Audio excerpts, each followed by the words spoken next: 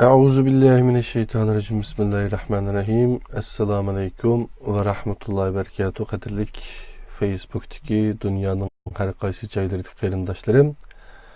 Men Abdulaziz Beştoğraqdan sizlarga İstanbul'dan Sulaymaniya Vakfı Fitrat TV stüdyosudan Allah'ınki cennet salamı bolgan assalamu alaikum ve rahmetullahi ve berekatuhu degan salamni bergandan keyin ben sizlarga bugun musulmonlar.com yani musulmonlar.org degan tor betininki yangilanganlik munosabati bilan 2012-yili Ustaz Enes 2002-yili Ustaz Enes Alim Ustazninki Musulmonlar to'rining echilish munosabati bilan yozgan bir she'r var ekan. 2002-yili 12-oyning 23-kuni yozibdi ekan.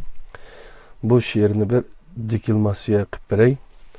Quloqinglar Musulmonlar to'rida bo'lsin.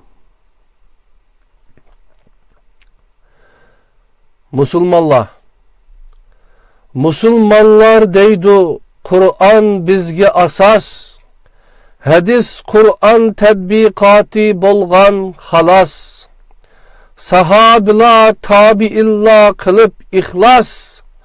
Qur'on hadis yo'lini qoldirgan miras. Mujtahidlar ulamolar hukm qo'ymas. Qur'on hadis mazmuniga bid'at qatmas. Ular bizga ustozlardir ey yuhannas. Sözü rasttur kelse Kur'an hadis kemas.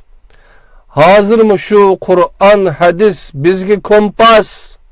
Çın tutmasak bizde İslam hiç tepilmez. Eğer kılsak mujtehidge taklit bolmaz. Çünkü şersiz buyun egmek Allah'a has. Mujtehidler asla hakның üzü bolmaz. Çünkü yol körsetken barmak yol sanalmaz.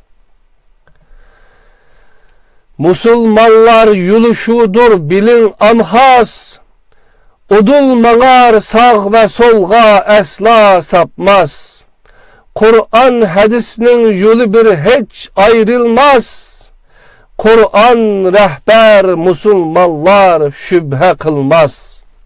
Hadis Resul söz ve icrasıdır. Halas şuna hadis ayet aldığa koyulmaz. Ayet mizan, ayet hakim, ayet asas. Hadis izah, hadis icra, hadis ihlas.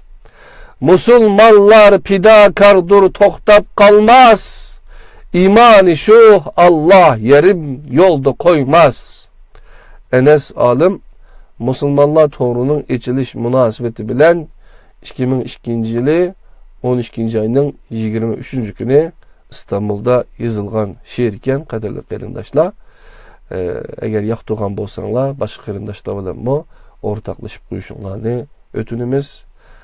Fitrat TV stüdyosudan Abdulaziz Beştoğraq qarindoshinglar musulmonlar tor beti uchun o'qib berdi. Allohning o'ziga omonat. Esselamu aleyküm ve rahmetullahi ve berekatuhu.